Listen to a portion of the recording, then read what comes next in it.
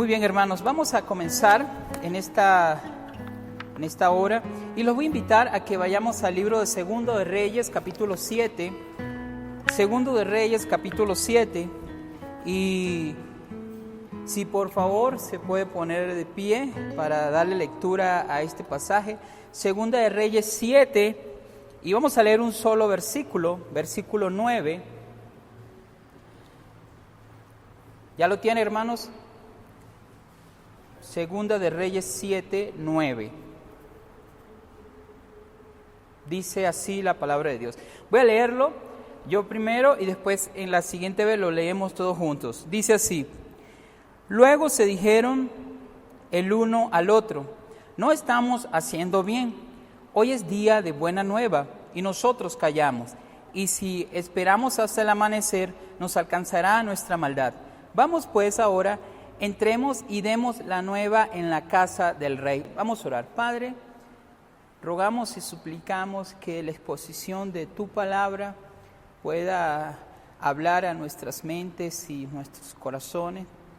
Padre, sabes que con todo mi corazón quiero exponer de manera íntegra, Señor, tu palabra. Ruego que me des gracia, sabiduría, el denuedo. Ruego que des a mis hermanos el entendimiento, el oído para escuchar tu palabra. Ayúdanos, Señor, a que tú seas honrado y glorificado en esta hora. Te lo pedimos en Cristo Jesús. Amén. Pueden sentarse, hermano. Este es un pasaje, hermanos, que esta semana ha sido de tanta bendición para mí en la lectura que estuve haciendo. Y Dios puso en mi corazón para compartirlo con ustedes. Dice la Biblia en el libro de Romanos, capítulo 15, el versículo 4, porque las cosas que se escribieron antes para nuestra enseñanza se escribieron a fin de que por la paciencia y la consolación de las Escrituras tengamos esperanza. Las historias, hermanos, que vemos en el Antiguo Testamento nos enseñan, dice la Biblia aquí, que se escribieron para nuestra enseñanza.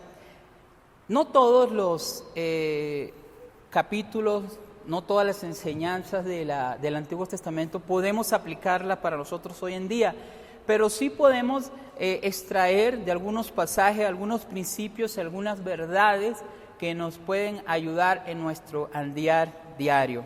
Y en la mañana de hoy vamos a estar en esta preciosa historia donde vamos a ver la salvación que siempre nos trae Dios y la forma como nosotros podemos reaccionar, la respuesta que podemos dar nosotros a esa salvación.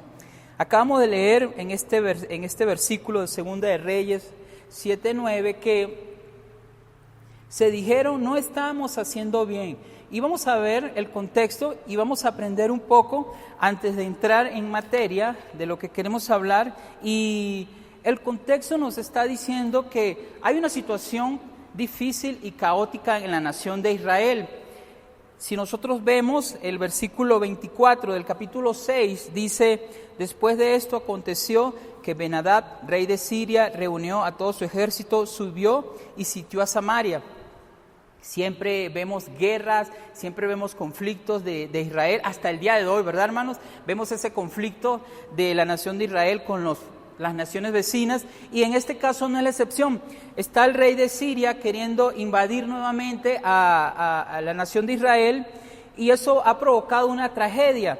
Pero no solamente vemos que el rey de Siria, Ben-Hadad, está promoviendo ese ataque, esa dificultad, sino que además vemos a otro personaje, el rey de Israel. No aparece el nombre, pero es Joram, el hijo de Acab y Jezabel. Él también, en este capítulo que vamos a leer, él se muestra un poco incrédulo y rebelde a lo que Dios quiere hacer con su pueblo. Y específicamente, esos son los dos personajes principales que están provocando o promoviendo que haya una crisis, que haya un conflicto, que haya un problema en el pueblo de Israel. El rey Ben-Hadad, a mí me llama mucho la atención que en este versículo que acabamos de leer, Él vuelve a hacer guerra con el pueblo.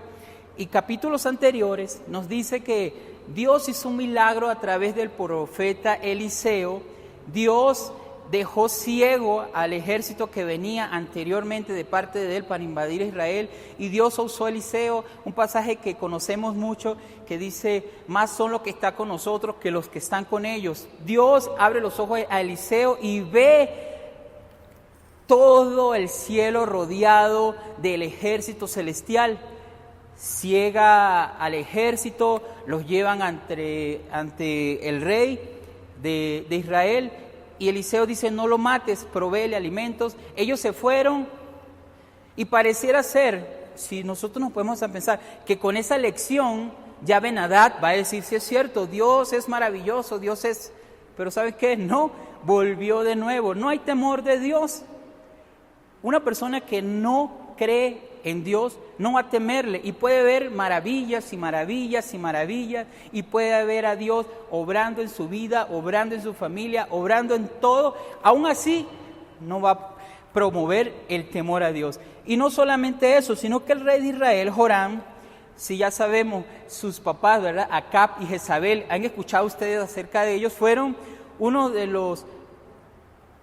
las peores parejas que vemos en la historia de la Biblia, que degradaron hasta más no poder a la nación de Israel. Ellos tuvieron un hijo, Joram, que siguió el reinado, y este hombre Dios había puesto a todos los reyes para guiar, para llevar a su pueblo, para que exaltaran a Dios, para que glorificaran a Dios, para que obedecieran a Dios. Pero Joram hizo todo lo contrario. Vamos a ver aquí en un pasaje que él hasta culpó a Dios de todo lo que estaba sucediendo, culpó a Eliseo. Entonces, rebelarse contra Dios, hermanos, en aquel tiempo y en este tiempo va a ser igual. Vamos a tener a nuestras espaldas, delante de nosotros, a un lado o al otro lado, problemas, conflictos.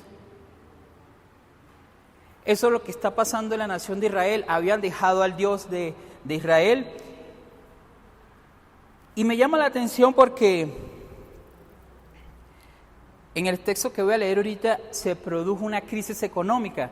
Y vamos allá, en el libro de Segunda de Reyes, capítulo 6, dice el versículo 25, hubo una gran hambre en Samaria a consecuencia de aquel sitio, tanto que la cabeza de un asno se vendía por 80 piezas de plata y la cuarta parte de un cab de estiércol de paloma por 5 piezas de plata. Haciendo yo las conversiones de hoy en día, imagínense esto, hermano, présteme atención, dice, la cabeza de un asno para los judíos era algo impuro, ellos no podían comer eso, y era lo único que había, no tenían otra opción. Y esa cabeza aproximadamente estaba costando, escúcheme, de 1,000 a 1,200 pesos mexicanos. ¿Se puede imaginar eso? Una cabeza de un asno. Pero no solamente eso, sino que aquí dice que se estaba vendiendo aproximadamente un cuarto de estiércol de paloma. Aproximadamente en unos 150 o 200 pesos mexicanos.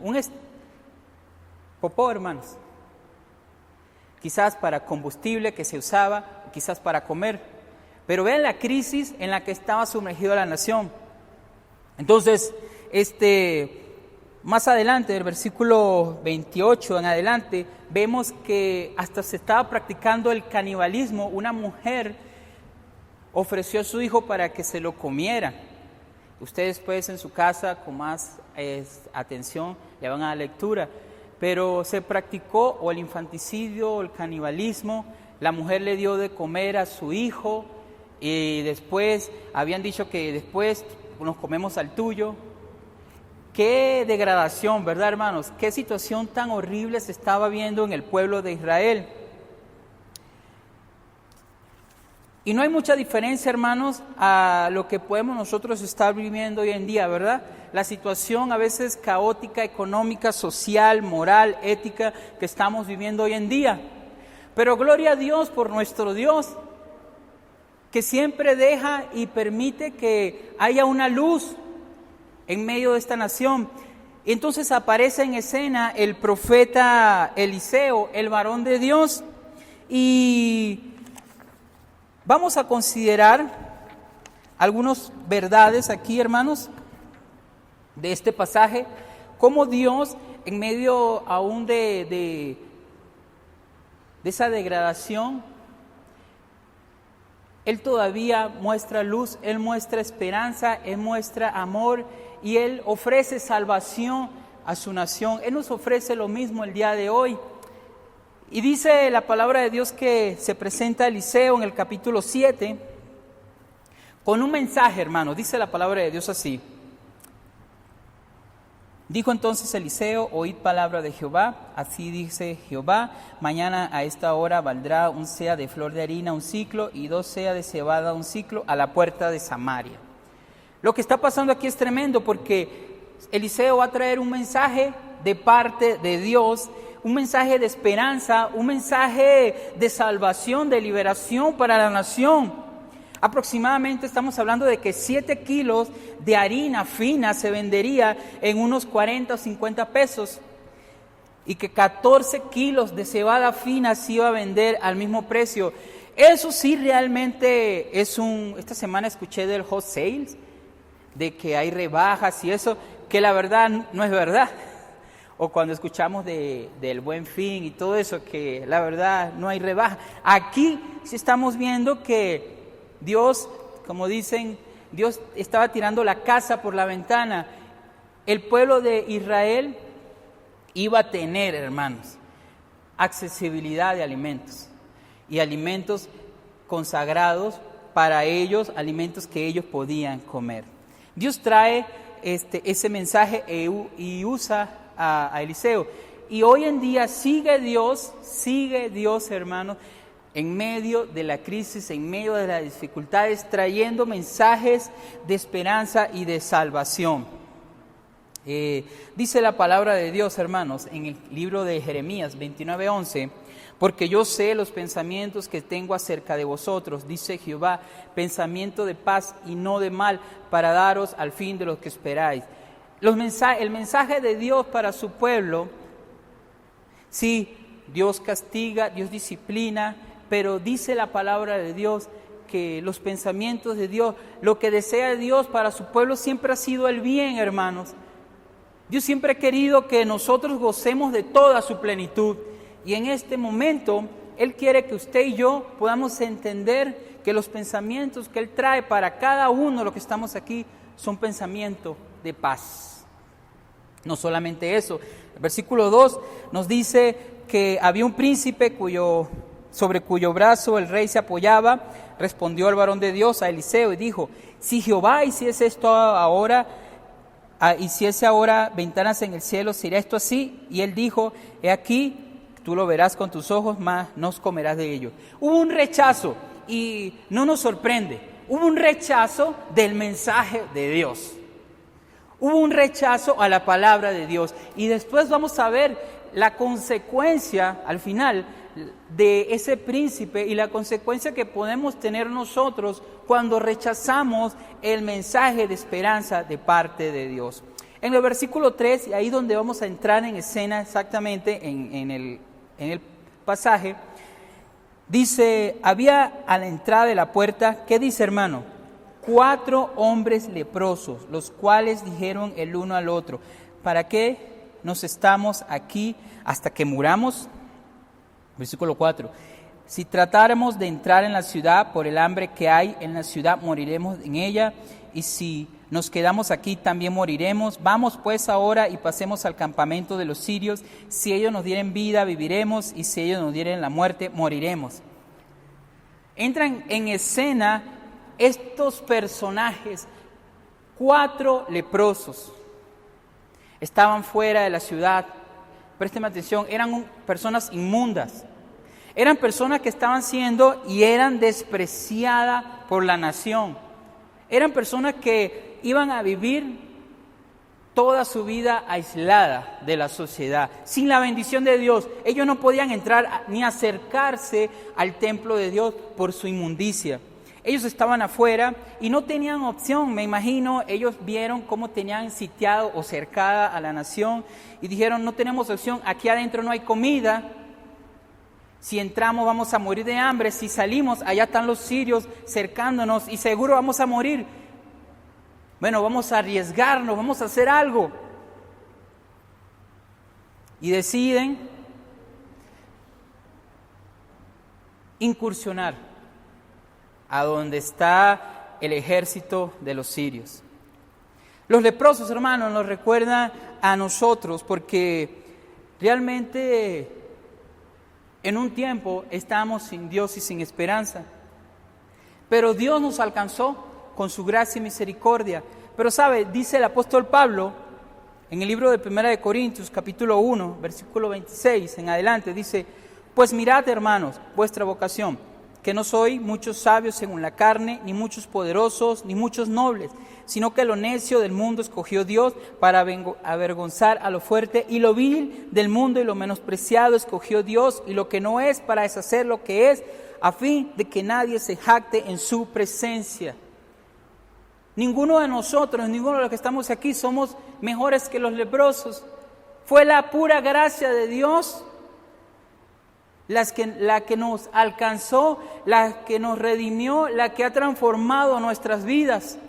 Si no fuera por esa gracia, ¿qué sería de nuestras vidas?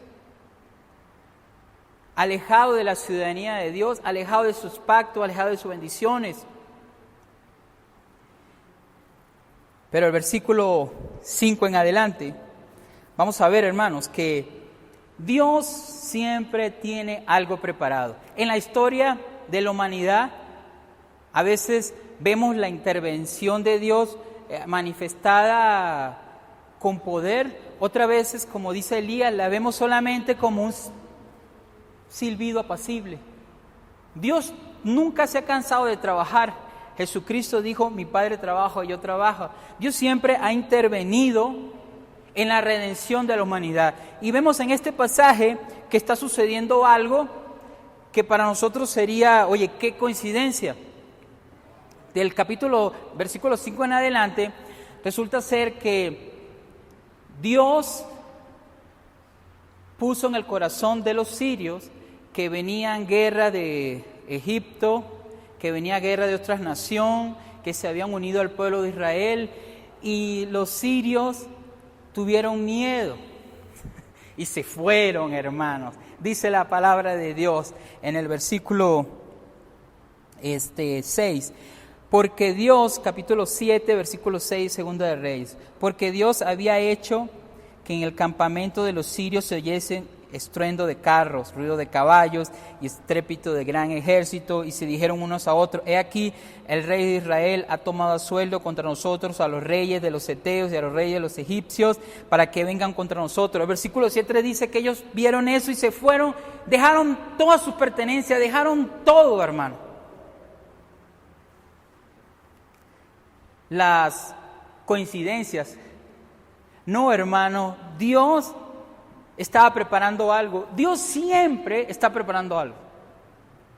Aunque nosotros estamos en el lodo cenagoso, aunque estamos en la oscuridad, Dios siempre está preparando algo para ti. Y dice la palabra de Dios en el versículo 8: cuando los leprosos llegaron a la entrada del campamento, entraron en una tienda y comieron y bebieron y tomaron de allí plata y oro y vestidos, y fueron y lo escondieron, y vueltos entraron en otra tienda y allí también tomaron y fueron y lo escondieron. Se puede imaginar, unos leprosos inmundos van a arriesgarse, no ven nada, y cuando empiezan a entrar en las tiendas ven comida suculenta, comida rica, ven, no solamente eso, empiezan a ver vestidos lujosos, ropa lujosa, empiezan a ver plata, empiezan a ver oro, empiezan a ver joyas. Imagínense a esos leprosos en esa circunstancia, asombrado, agarrando, yo no sé, tanta ansiedad por todo, agarrando, a veces yo creo que se le estaba cayendo y se recogían, la emoción que estaban teniendo en ese entonces.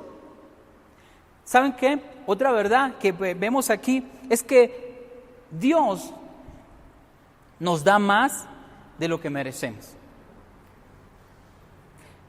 Créame que los leprosos no merecían tanto. Pero nosotros tampoco, ¿verdad, hermanos? Pero no solamente Dios les dio alimento. La vida de esos 4 leprosos iba a cambiar totalmente de ahora en adelante. Ellos no merecían tanta gracia de Dios. Pero dice la Biblia, en el libro de Efesios capítulo 2, versículo 4 al 9, pero Dios sabe que somos pecadores, amén, hermanos. Pero Dios, que es rico en misericordia, por su gran amor con que nos amó, aún estando nosotros muertos en pecado, nos dio vida juntamente con Cristo. Por gracia sois salvos. Y juntamente con Él nos resucitó y asimismo nos hizo sentar en los lugares celestiales con Cristo Jesús, para mostrar en los siglos venideros las abundantes riquezas de su gracia en su bondad para con nosotros en Cristo Jesús. Porque por gracia sois salvos por medio de la fe, y esto no de vosotros, pues es don de Dios, no por obras, para que nadie se gloríe. Dios nos dio más de lo que merecemos. Si nosotros empezamos a estudiar la palabra de Dios y empezamos a pasar más tiempo con Dios, usted, hermano, usted, hermana, usted, joven, de seguro se va a enamorar más de nuestro Señor. Porque experimentamos, vemos, leemos de todas las bendiciones que nosotros tenemos en Cristo. Somos salvos por fe, somos salvos por su gracia. Dice el libro de Efesios capítulo 1, versículo 3 al 5, bendito el Dios y Padre de nuestro Señor Jesucristo. Escúcheme, dice que nos bendijo con toda bendición espiritual en los lugares celestiales en Cristo. Se puede imaginar todas las bendiciones que están en Cristo, a usted y a mí nos pertenece. Y no solamente eso, versículo 4 dice, según nos escogió, Él nos escogió antes de la fundación del mundo para que fuésemos santos y sin mancha delante de Él. ¿Se puede imaginar que Él nos ve como santo y sin mancha? ¡Wow! Yo no sé usted, pero mi caminar a veces no me dice que soy tan santo y sin mancha. Pero Dios, que es rico en misericordia, en Cristo, me ha hecho santo y sin mancha. Y a ti, hermano, a ti, hermana, igualmente te ha hecho santo y sin mancha a sus ojos. Precioso a sus ojos, dice la palabra de Dios. Y dice el versículo 5, en amor, habiéndonos predestinado para ser adoptados hijos suyos por medio de Jesucristo, según el puro afecto de su voluntad. Por su voluntad nos ha amado, por su voluntad nos ha redimido, por su voluntad envió a Jesucristo a morir por nosotros en la cruz. Por su voluntad, ahora que hemos creído en Él, somos sus hijos. Por su voluntad hemos heredado todas las bendiciones en Cristo Jesús. No merecemos tanto de parte de Dios, pero Dios es rico en misericordia. El versículo 9, hermanas, dice aquí, luego se dijeron el uno al otro, no estamos haciendo bien, hoy es día de buena nueva y nosotros callamos. Y si esperamos hasta el amanecer, nos alcanzará nuestra maldad, pues ahora entremos y demos la nueva en casa del Rey. Otra cosa, hermanos, es que nosotros no debemos ser egoístas con lo que Dios nos ha dado. Imagínense a los leprosos.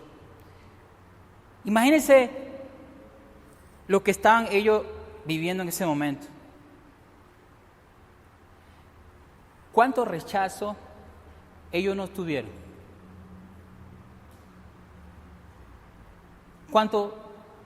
¿Cuántas veces no fueron ellos despreciados?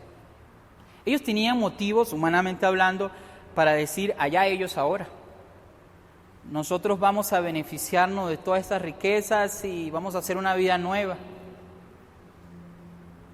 Pero vemos que su conciencia comenzó a hablarles y a decirle,